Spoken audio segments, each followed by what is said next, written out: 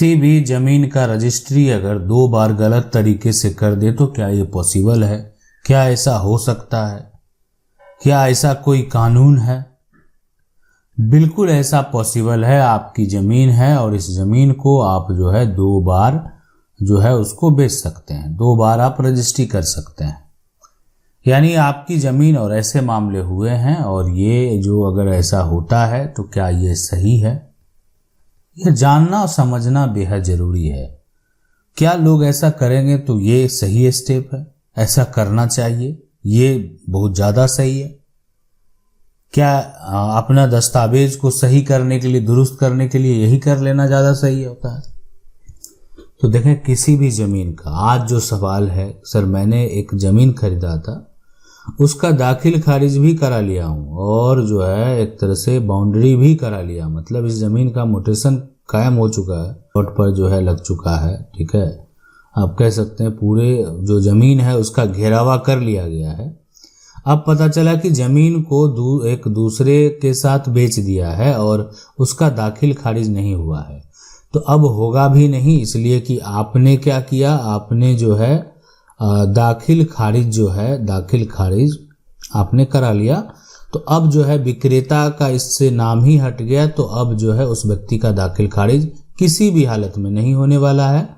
और रही बात, अगर आपकी रजिस्ट्री है और आप उस आधार पर अगर ज़मीन का दाखिल खारिज भी करा चुके हैं, तो अब आपको जो है सबसे पहले उस दस्तावेज को कैंसिल करवाना है जो दस्तावेज दोबारा बना दिया गया। यानी वो एक गलत दस्तावेज है, फर्जी दस्तावेज है, और आप समझ सकते हैं कि इस दस्तावेज को तैयार करने में जो लोग खरीदे, ठीक है, वो ये कह के बच सकते हैं कि हमको नहीं पता था, मेरे साथ धोखा किया गया। लेकिन जो विक्रेता है, जो इन्होंने एक तरह से दूसरे को बेचा, उस पर जो है 420 आप समझ सकते हैं, जो सेक्शन 420 है उसका भी मुकदमा जो है, यानी धोखाधड़ी करना, जालसाजी करना, उसके साथ साथ भी और कई एक धाराएं जो है लगाए जा सकते हैं। इसलिए और उसको, उस व्यक्ति को जो है डॉक्यूमेंट तो कैंसिल होगा ही, साथ में उस व्यक्ति को जेल जाना भी पड़ सकता है। तो अगर कोई भी इस प्रकार का कदम उठाता है तो अपराध है, और अपराध अगर कोई जानबूझ कर रहा है तो उसकी सजा तो उसको जरूर मिलेगी। ठीक है, मान लेते हैं कि आप अपराध कर रहे हैं, सर हर बात को जान रहे हैं, हर स्टेप को जान रहे हैं कि हम अगर इस प्रकार से कोई कार्य करेंगे तो वो अपराध है और उसकी सजा भी हो सकती है, लेकिन फिर भी आप ऐसा कार्य करेंगे तो उस पर कार्रवाई तो की ही जाएगी। अगला है कि आखिर रास्ता का जो समस्या है उसका हल कैसे होगा। मान लेते हैं कि अब ये ज़मीन है, आप इस पे मकान बना लिए, अब अगला कार्य है कि नहीं, हम रास्ते देने वाले हैं आपको। अब रास्ता के लिए सोचिए आप कहाँ करना है, क्या करना, नहीं करना। तो रास्ता देने से मना कर रहा है वो व्यक्ति, जो है वो आपको रास्ता नहीं देना चाह रहा है। तो आखिर आपके पास क्या विकल्प है, आपको जो है एक तरह से क्या करना चाहिए, आपके पास क्या रास्ते हैं, आपको कहाँ जाना चाहिए, किससे मिलना चाहिए, बहुत जो प्रक्रियाएं हैं उसको समझना बेहद जरूरी है। आखिरकार इस तरह का जो एक तरह से समस्या अगर उत्पन्न होता है तो आखिर उस व्यक्ति के लिए स्टेप क्या है, क्या सही है, क्या गलत है, तमाम चीजें जो है समझना जानना बेहद जरूरी है। तो देखें, अगर रास्ता से संबंधित कोई भी समस्या होता है तो आप एसडीएम के पास जो है आप जा सकते हैं, वहाँ पर जो है आप आवेदन दे सकते हैं, या आप चाहें तो अपने वकील के माध्यम से आप जो है वहाँ पर एक तरह से याचिका दायर कर सकते हैं, केस फाइल कर सकते हैं उस व्यक्ति के ऊपर जो आपकी रास्ते को जो है रोकता है, रास्ते को रोकने का प्रयास करता है। सवाल है कि सर सजेशन चाहिए इस विषय में, मेरी बुआ की एक ज़मीन है, उस ज़मीन के लिए जाने आने का एकमात्र रास्ता है जो कि दूसरे आदमी के घर से होकर गुजरता है, जिस पर उसने कब्जा कर लिया रखा है। तो मैं ये जानना चाहता हूँ कि मेरी बुआ को अपनी ज़मीन तक जाने के लिए रास्ता जो है कौन सी। देखें, रास्ते के लिए हम आपको जो है एक डिटेल से जल्द जो है रास्ते के ऊपर जो है एक तरह से बताएंगे आपको कि रास्ता छोड़ने का है ना, रास्ता जो है यहाँ पर छोड़ने के नियम, ये टॉपिक जो है आप समझ लें, और ये टॉपिक से आपको समझ में आ जाएगा कि आखिर आप कहीं भी मकान बना रहे हैं, कहीं भी घर बना रहे हैं, रास्ता छोड़ने के क्या नियम है, मतलब कितना रास्ता आपको छोड़ना नेसेसरी होता है।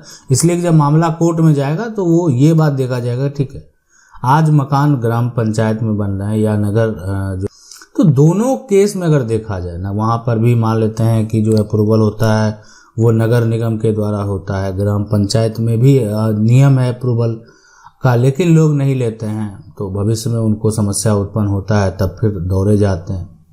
तो इसलिए जो रास्ता छोड़ने के पूरे डिटेल है वो हम आपको बताएंगे। और रही बात की समस्या का कोई रोकता है तो आपके पास एक बेहतर विकल्प ये है कि आप एसडीएम के पास आवेदन दे सकते हैं या किसी वकील के माध्यम से भी ये काम आप कर सकते हैं। अगला सवाल है कि किसी जो है एक तरह से जमीन का एग्रीमेंट का जो है टाइम फेल होने पर कैंसिल कैसे करें। अब देखें, जो सबसे पहला ये समझने वाली बात है कि कोई अगर एग्रीमेंट होता है, किसी का भी एग्रीमेंट होता है, अगर उसका टाइम फेल हो जाए क्या होगा। सवाल ऐसा है कि मेरा एक ज़मीन है और उसको बेचने के लिए एग्रीमेंट किया था। अब ये ज़मीन है और इसको जो बेचने के लिए होता है ना कि विक्रेता जो है बेचने के लिए एक एग्रीमेंट जो है लिख दिया। उस एग्रीमेंट में मेरी माँ और चाचा ने किया था और जिस आदमी ने करवाया उसने टाइम पे पैसा नहीं दिया और मेरे चाचा उनसे बातचीत नहीं हो रही है किसी वजह से, तो क्या मेरी माँ ने पैसे लिए हैं उसको वापस करके उस आदमी से एग्रीमेंट कैंसिल कर सकते हैं। एग्रीमेंट का टाइम फेल हो चुका है और मेरे चाचा हम लोग से बातचीत नहीं कर रहे हैं।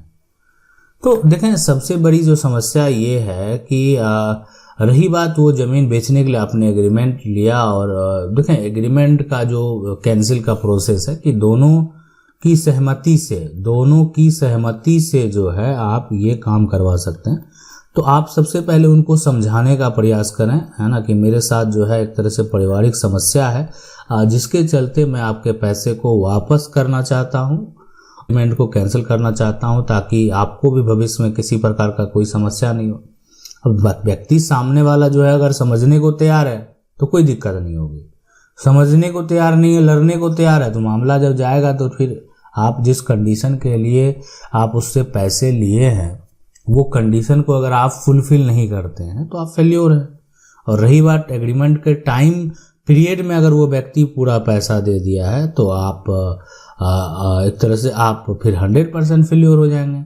और एग्रीमेंट का जो टाइम पीरियड था, एक तरह से जो टाइम पीरियड बनाया गया था, इसके बाद आया ये व्यक्ति, इस समय आया है ना, कुछ समय बाद आया पैसा देने के लिए, तो वो व्यक्ति ऐसे फेल्योर है। तब आपके पास भी जो है आप पक्ष रख सकते हैं कि आपका जो है टाइम वो फेल हो गया, इसलिए आप जो है उस एग्रीमेंट को कैंसिल करना चाहते हैं, तो फिर कर सकते हैं।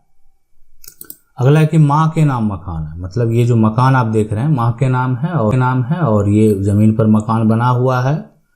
अब मकान को जो है माँ बेचना चाहती है, तो देखें सीधी सी बात है कि माँ के नाम अगर कोई भी प्रॉपर्टी है और माँ अगर बेचना चाहती है तो आप उसको नहीं रोक सकते हैं। वो उनका सेल्फ एक्वायर्ड प्रॉपर्टी हो गया, वो उनका अर्जित संपत्ति हो गया। तो अगर माँ बेचना चाहे तो वो आप बेच सकती है। और ऐसा ही सवाल है सर मेरी माँ के नाम मकान है, माँ उसे बेचकर अपने तीनों बच्चों को बराबर जो है पैसा देना चाहती है। कुछ पैसे माँ अपने जो है यहाँ पर जो है खर्चा के लिए चाहती है, बाकी बच्चे पैसे को अपने जो है एक तरह से सारा जो है रखना चाहती है बुढ़ापे के लिए, जो भी है कर्जा जो भी है उनका अपना कर्जा है वो भरना चाहती है और साथ में बाकी पैसे से करना चाहती है और बराबर पैसा देना चाहती है सबको, ये भी है। पर बड़े बेटे की वाइफ को जो है वो मकान नहीं बेचने दे रही है। तो सर बताएं, देखें सीधी सी बात है कि रोक लगाने वाला कौन है। रोक लगाने वाला जो है जिसके नाम ज़मीन है, जिसके नाम मकान है, अगर वो एक तरह से मकान है वो माँ है तो वो बेच सकती है। यहाँ पर तो बेटा रोक नहीं लगा सकता, तो बहू कहाँ से रोक लगाएगी, इसलिए कि उनका राइट ही नहीं बनता रोक लगाने का। इसलिए जिनका भी अगर कोई सेल्फ एक्वायर प्रॉपर्टी है तो वो एक तरह से आसानी से बेच सकती है और उनको अधिकार भी है। अगला जो समस्या है ये है कि जमीन की रजिस्ट्री हुआ लेकिन म्यूटेशन नहीं हुआ। देखें ये समस्या आज के समय में अभी वर्तमान में अगर देखा जाए तो बहुत लोगों के पास है। उन्होंने क्या हुआ, उनके पूर्वज के द्वारा जो है जमीन को खरीद लिया गया, लेकिन जमीन की जो है बहुत लोगों का जो है रजिस्ट्री एक तरह से हुआ अब बहुत लोग जो है उसको क्या किए कि एक तरह से सिर्फ उसको डिड पर, है ना, डिड पर लिखा लिए, रजिस्ट्री भी नहीं कराए। अब इसमें जिसका रजिस्ट्री जो है हो गया उसका एक तरह से म्यूटेशन जो है नहीं हुआ। और इस केस में ऐसा हुआ कि बहुत लोगों का डिड पर लिखने के बाद भी वो किसी तरह से म्यूटेशन करा लिए हैं, ऐसा भी है मामला। तो आखिर जो सही दस्तावेज है वो कौन है? सवाल ऐसा है, 30 साल पहले जमीन खरीदा था और एक प्लॉट और म्यूटेशन नहीं कराया। बेचने वाला मर चुका है लेकिन उसके पोते ने अपने नाम करा रखा म्यूटेशन, रजिस्ट्री हमारे नाम है, तो म्यूटेशन कैसे कराएं? सिविल कोर्ट में पूर्ण रूप से मालिक कौन होगा? देखें, सबसे पहला काम आपको क्या करना है कि आप कर दें, ठीक है, म्यूटेशन के लिए आप अप्लाई कर दें। और अगर आप करेंगे तो हो सकता है कि आपका म्यूटेशन जो है वो कैंसिल कर दिया जाए।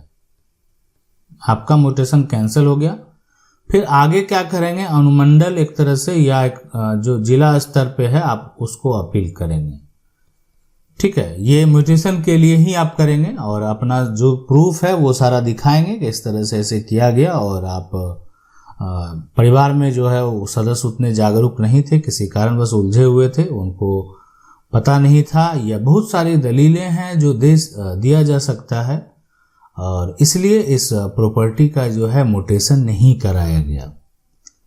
तो ये हो सकता है कि यहां से आदेश हो जाए और आपका म्यूटेशन हो जाए। अब रही बात सिविल कोर्ट की प्रक्रिया की, तो सिविल कोर्ट में यहां पर बता दें आपको, जिसकी रजिस्ट्री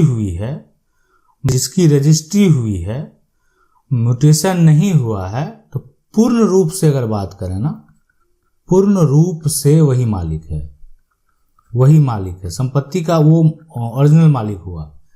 लेकिन जिसकी डीड पर लिखा गया है लेकिन फिर भी म्यूटेशन हो गया, तो वर्तमान में ये मालिक है। लेकिन आप कह सकते हैं जब कानूनी लफड़े में लोग पड़ेंगे तो 100% राइट नहीं रह जाएगा, इसलिए कि ठीक है, आप एक सबूत के तौर पर पेश कर सकते हैं कि आपने डीड पे लिखा लिया था और उसी आधार पर आपने म्यूटेशन करा लिया, लेकिन आप हिस्सेदार तो नहीं थे।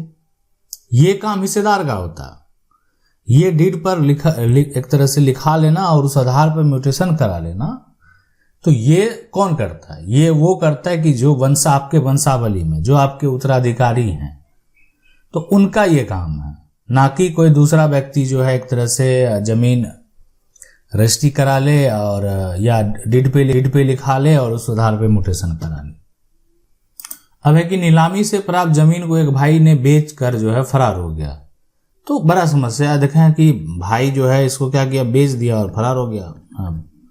ऐसा मामला हुआ कि ये कह रहे हैं कि सर मैं छत्तीसगढ़ से हूँ और मेरे दादा ने 1966 में 3 एकड़ जमीन नीलाम लिए थे। और उस समय आपको पता होना चाहिए कि जमीन की नीलामी के जो है नियम पहले थे, और इसलिए कि नीलामी में जो प्राप्त भूमि है, आप अभी भी नीलामी होती है, अगर कोई कर्ज लेता है और वो कर्ज नहीं चुका पाता है तो उस प्रॉपर्टी को जहां से आप कर्ज लिए हैं, जिस बैंक से आप कर्ज लिए हैं, उस बैंक के द्वारा नीलाम भी किया जाता है।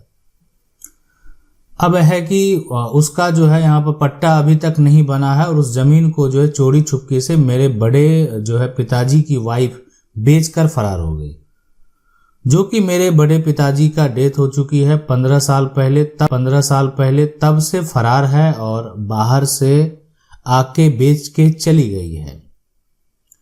अब है कि यहाँ पर जो अस्थाई पत्र में मेरे दादाजी के नाम है और मेरे दादाजी जीवित हैं अभी, और जो व्यक्ति खरीदा है वो नोटरी करवा रखा है, खेत में जाने से गाली गलौज कर रहा है, एक घर भी एक तरह से बना लिया है, देखें मकान भी बना लिया है। तो मैं आपको अब बताता हूं कि अब आप जो है इस मामले, दादाजी जीवित हैं, दादाजी के द्वारा स्टेटमेंट होना चाहिए और सिविल कोर्ट में आप जो उस व्यक्ति, इसमें जो है आपको क्या करना है कि जो खरीदार है ना, उसको भी पार्टी बनाइए और जो बेची है एक तरह से विक्रेता है उसको भी पार्टी बनाइए। आप बोलेंगे कि विक्रेता नहीं आएगा, वो तो बेच के चली गई, नहीं आएगा तो आपके पक्ष में फैसला होगा। आप किसी के ऊपर आरोप लगाते हैं और वो सामने नहीं जा रहा है, फेस नहीं कर रहा है, तो यहां पर तो नियम ही है कि आपके पक्ष में एक तरफा फैसला होगा, ना खरीदार जाए ना विक्रेता जाए, फैसला आपके पक्ष में होगा। तो इसलिए घबराए नहीं। देखें, जब भी इस तरह की मुश्किल हो, समस्या हो, तो सामना अगर आप करेंगे तो आपको जीत मिलेगी। आशा करते हैं वीडियो अच्छा लगा होगा। वीडियो को लाइक जरूर कर दें। चैनल को अगर पहली बार देख रहे हैं, सब्सक्राइब करके जो बेल आइकन है उसको जरूर दबा लें। मिलते हैं अगले वीडियो में, तब तक के लिए जय हिंद।